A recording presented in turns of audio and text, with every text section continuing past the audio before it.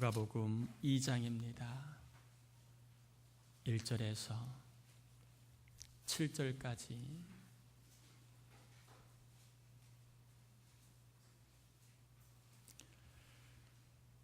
누가복음 2장 1절에서 7절까지 우리 한 절씩 교독하겠습니다. 1절입니다. 그때의 가이사 아구스도가 영을 내려 천하로 다 호적하라 하였으니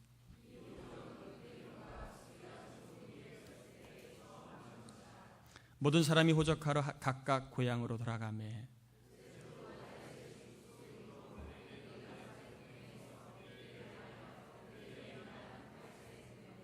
그 약혼한 마리아와 함께 호적하러 올라가니 마리아가 이미 잉태하였더라. 같이요 처자들을 낳아 강보로 싸서 구유에 누웠으니 이는 여관이 있을 곳이 없음이러라. 아멘.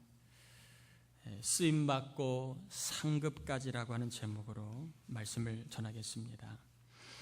전도서 12장 13절과 14절에는 사람의 본분이 무엇인가를 분명하게 말씀하고 있습니다.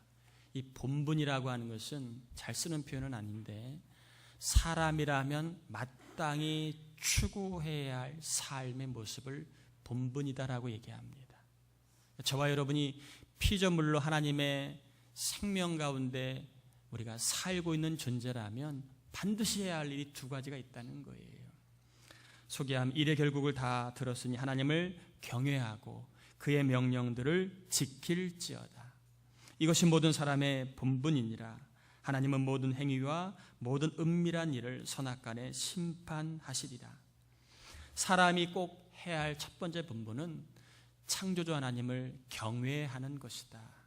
그리고 삶 가운데 하나님의 뜻대로 살아가는 것이다. 이렇게 분명하게 소개하고 있습니다.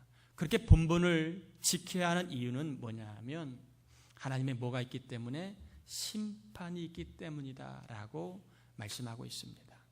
심판이 없다면 누가 힘들게 하나님을 경외하겠습니까? 심판이 없다면 뭐하러 내 모든 것들을 포기하고 하나님을 위해 살아가겠습니까? 심판이 있기 때문에 우리는 힘들고 어려워도 하나님을 경외하며 살아가는 것입니다. 또한 하나님의 본분에 맞는 삶을 살아가는 자에게는 상급까지 준비되어 있다라고 이야기합니다. 저는 오늘 본문에 나와 있는 세 사람을요 그냥 자연인의 관점이 아니라 심판이라고 하는 관점, 전도서 12장에 나와 있는 관점에서 세 사람을 좀 한번 이렇게 분석해 보려고 합니다. 그리고 함께 하나님께 쓰임받고 상급받는 우리가 되기 위해 더욱 힘써야 할 것이 무엇인가, 적용 중심의 이야기를 함께 전해보도록 하겠습니다. 첫 번째 1절에 나와 있는 인물은 가이사 아구스도다 이렇게 소개하고 있지요. 정확한 이름은 황제 아우구스투스입니다. 아우구스투스. 로마가 제정사회에 진입한 첫 번째 황제 아우구스투스. 이 가이사 아우구스투스는 잘 아는 것처럼 로마의 황제였습니다. 제가 알고 있기로는 부천 시장의 자리에 오르면 시장의 권한으로 사람을 임명할 수 있는 자리가 수천 자리라고 들었습니다. 하물며 대통령이 되면 대통령의 자리, 권한으로 임명할 수 있는 사람이 수만이 되지 않겠습니까? 그러면 한 작은 나라의 대통령도 이렇게 사람을 살렸다 죽일 수 있는 기회가 많은데 제국의 황제인 아우구스투스 입장에서 볼 때 얼마나 많은 사람을 살리기도 죽일 수도 있는 힘과 권력을 가지고 있었겠습니까? 수많은 일을 하고 있는 자리, 또 수많은 일을 해야 하는 자리였지만 하나님은 그를 한 줄로 평가를 하고 있습니다. 인구를 조사한 사람으로만 기록하고 있습니다. 황제라기보다는 그냥 역사의 한 페이지 한 줄, 인구를 조사한 사람으로 하나님은 기록하고 있다는 사실입니다. 나름대로 열심히 살았고 나름대로 최선을 다했을 것이고 나름대로 가정과 나라와 세상을 위하여 기여했을 자리, 기여했을 것임에도 불구하고 그에 대한 하나님의 평가는 몇 줄? 한 줄에 불과합니다. 저와 여러분의 삶을 보시고 하나님 지금 어떠한 평가를 내리실까요? 저와 여러분에 대한 하나님의 평가는 과연 몇 줄이나 될까요? 우리의 삶을 통해 인간 박일수는 어떠한 사람이다 평가를 내리신다면 과연 우리는 몇 줄의 그 기록이 될까요? 나름대로 길 거라고 생각하는 분도 분명히 있을 거예요. 나는 이렇게 살았으니까 길 거야. 또 어떤 분은 나는 한 게 없으니까 짧을 거야. 그래서 나온 유명한 말이 있잖아요. 길고 짧은 건 뭐 해야 된다고요? 대봐야 하는 거예요. 길고 짧은 것은 하나님의 심판 앞에 가서 대봐야 하는 거예요. 뭐로? 기록책을 가지고 대봐야 하는 것입니다. 가이사 아구스도는요, 나름대로 살아간 사람이에요. 소견대로 살아간 사람입니다. 그는 결코 하나님의 뜻을 따라 살지 않았습니다. 그러므로 하나님의 뜻대로 살아야 기록이 될 게 많은데 나름대로 살았고 소견대로 살았기 때문에 하나님의 역사책에 그의 기록은 한 줄밖에 없는 것입니다. 반면에 하나님의 방식대로 산다고 하여 사람들이 알아주지 않을 수 있습니다. 손해볼 수 있고 피곤하고 힘들 수 있습니다. 아니, 실상 그렇습니다. 오늘날 교회를 다닌다는 거 결코 쉬운 일 아니에요. 오늘날 직분을 가지고 살아간다는 거 부담 100배입니다. 할 수만 있다면 떼어버리고 싶습니다. 그래서 오늘날 교회 차들의 교회 차량 이름을 안 쓰는 이유가 다 그런 거예요. 붙여봤자 득볼 게 하나도 없기 때문에. 다 할 수만 있다면 꼬리표를 떼고 자유롭게 살고 싶은 때입니다. 그럼에도 신앙을 가지고 살아간다는 것 수없이 많은 기로와 아픔과 어려움이 다 있습니다. 그러기 때문에 하나님의 뜻을 따라 살아가는 자들의 삶은 반드시 하나님의 역사책의 기록이 남게 되어 있습니다. 가이사 아우구스투스 황제였지만 인간적으로 수많은 업적을 세웠지만 하나님 보실 때 그의 평가는 달랑 한 줄이었습니다. 왜요? 하나님의 뜻대로 살지 않았기 때문에 그렇습니다. 저와 여러분, 우리 교회는요, 화려한 인생은 아니라 할지라도 하나님의 뜻대로 살아가는 인생, 그런 인생이 되셔서 하나님 나라 역사책에 이왕이면 많은 줄을 기록하는 은혜가 임하길 바랍니다. 두 번째, 요셉입니다.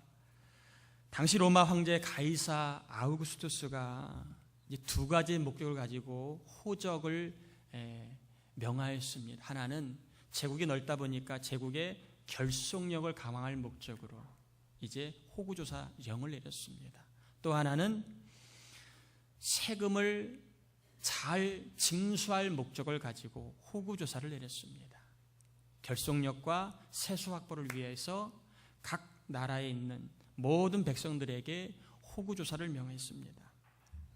특별히 12살 이상 된 여인들도 반드시 호구를 하게 되어 있습니다.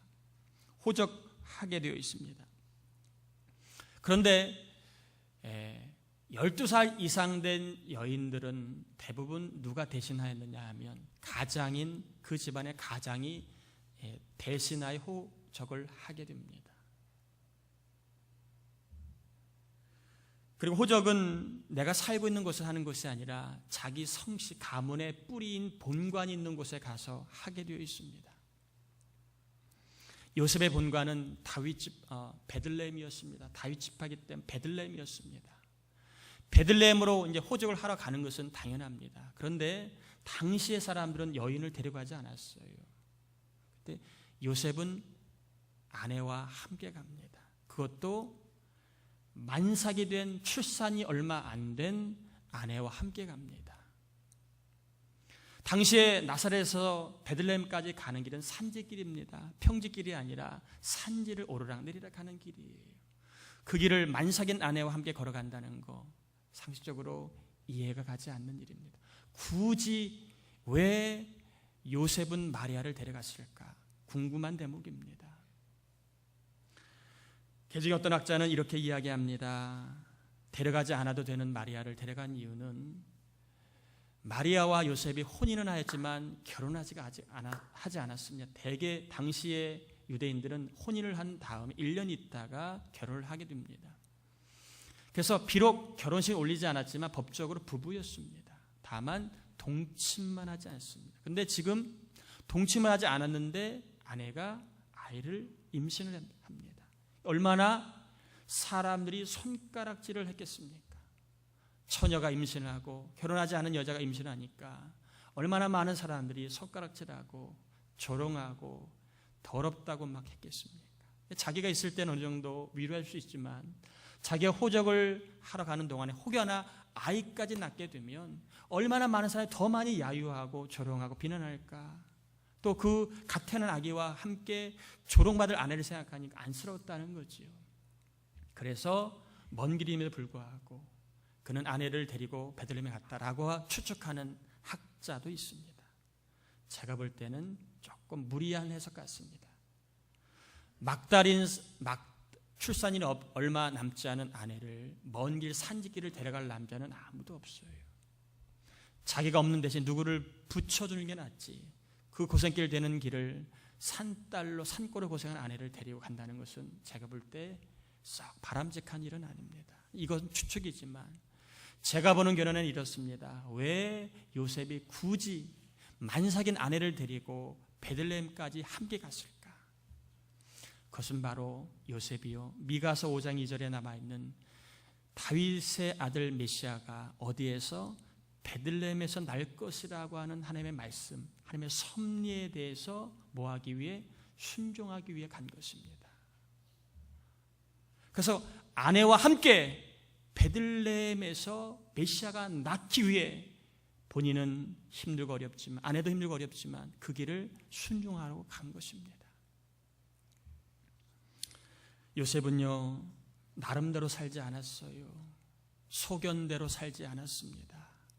요셉은 하나님의 섭리에 대하여 순종하며 살았고, 하나님이 일하시는 방식이 혹 내가 좋아하는 방식이 아니라 할지라도 그 방식에 순종하였다는 것입니다.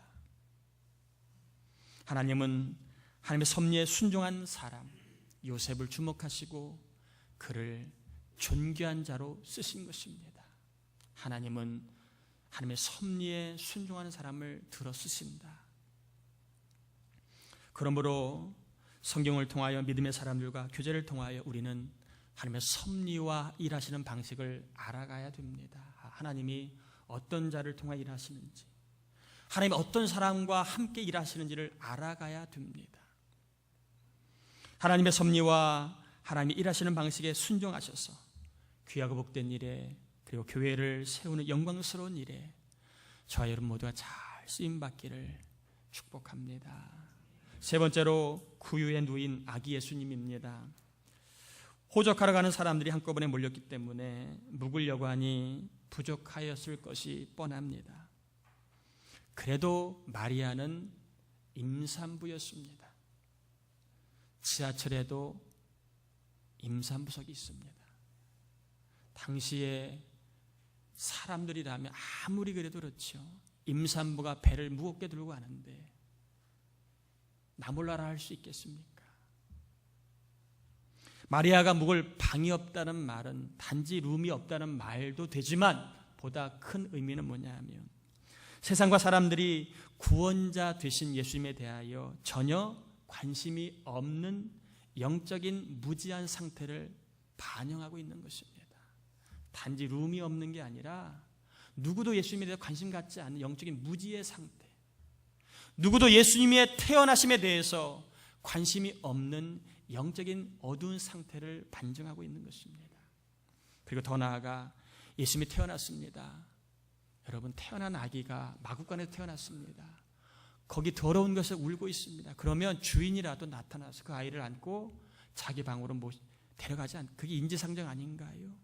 아이가 태어나 울고 있으면 누구도 거기에 오지 않았습니다. 무슨 얘기입니까? 철저하게 구원자 예수님에 대해서 관심을 두지 않는 당시 이스라엘의 영적인 무지의 상태를 철저하게 반증하고 있는 게 구유에 누이신 예수님의 모습입니다. 비록 예수님은 아무도 주목하지 않았습니다. 그의 태어남을 주목하는 사람이 아무도 없었습니다. 그의 출생은 초라하였지만 그러나 예수님은 섬기는 자로 사셨다는 것입니다. 아무도 주목하지 않는 출생이었지만 예수님 묵묵하게 섬기는 삶을 사셨다는 것입니다.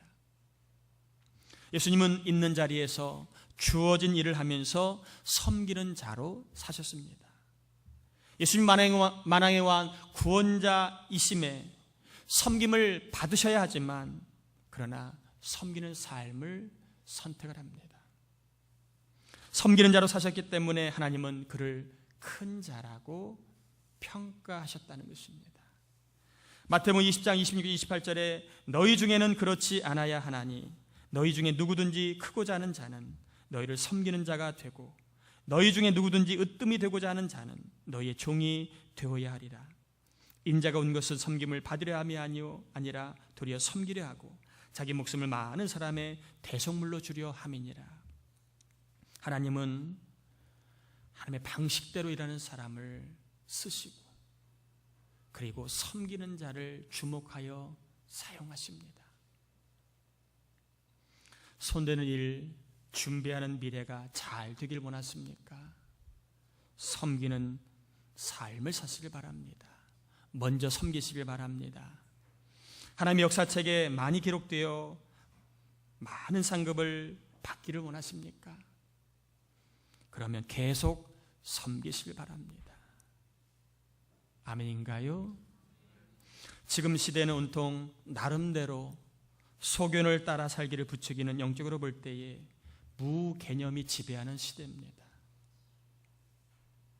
무엇이 옳은지 그른지 영적으로 개념을 사라지게 만든 시대입니다. 그래서 목사는 목사대로 내가 보기에 좋은 대로 목회하고 성도들은 자기의 소견 따라 교회가 이래야 된다고 생각하고 또 아내는 아내대로 남편은 남편대로 다 자기 소견 자기 나름대로 살아갑니다. 늘 그래서 갈등이 잠재되어 있고 평안함이 없습니다. 영적으로 악한 마귀가 그렇게 부추기고 있습니다. 개념 없이 살도록 무엇이 옳은지 그른지도 파악을 못하게 만들고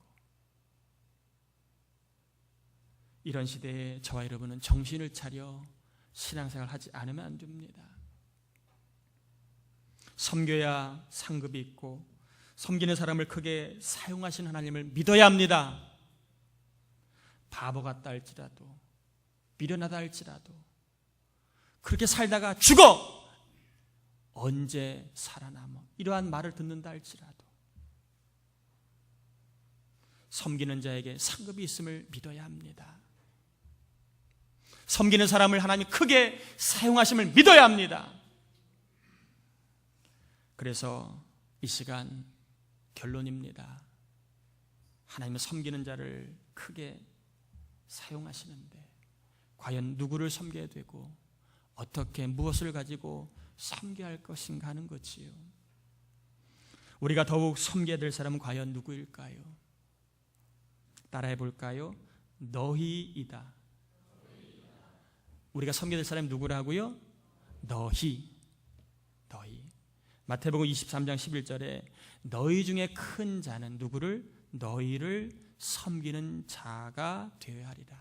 너희를 섬기라고 되어 있습니다. 너희는 곁에 있는 사람, 자주 만나는 사람을 말합니다. 그러므로 하나님 우리에게 명하십니다.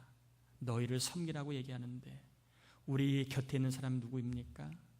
우리가 자주 만나는 사람이 누구입니까? 그 사람을 섬기라고 말씀하십니다. 섬김을 받으려 하지 말고 섬기라고 말씀하십니다. 두 번째, 그러면 무엇으로 섬겨야 될까요? 섬김을 이야기하면 대부분 다 있어야 섬기지 타령부터 걱정부터 합니다. 오늘날에는 절대 빈곤의 시대는 아니에요. 상대적으로 빈곤감을 느끼는 시대지만 절대 빈곤의 시대는 아닙니다.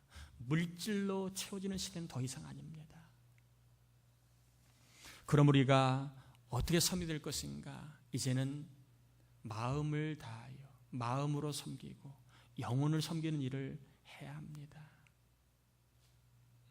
요즘처럼 생존이 힘든 시대의 사람들은 인정에 대한 갈증이 매우 심합니다. 자녀도 자녀로서 부모에게 인정받고 싶어 해요. 삶은 따라주지 못해도 마음으로는 부모에게 인정받고 싶어 해요. 가장도 때로는 부족해도 가장으로 인정받고 싶어 합니다. 왜 가장들 집에 늦게 들어가는 줄 아세요?